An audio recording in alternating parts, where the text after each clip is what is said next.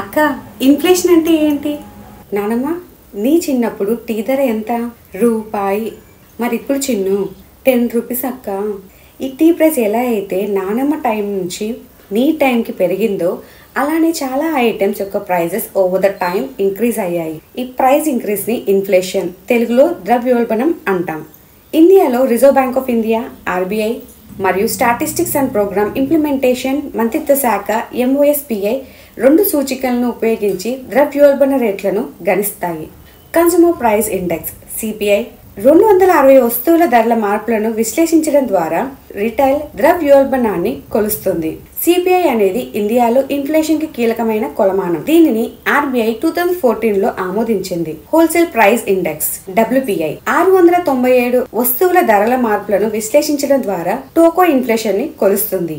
CPI మరియు WPI నెలవారీగా లెక్కించబడతాయి మరియు MOSPI మరియు కార్మిక మంత్రిత్వ శాఖ ద్వారా డేటా విడిగా సేకరిస్తారు. మార్కెట్ ధర మార్పులను అర్థం చేసుకోవడానికి మరియు ఇన్ఫ్లేషన్ ని ట్రాక్ చేయడానికి ప్రభుత్వం ఈ డేటాను ఉపయోగిస్తుంది.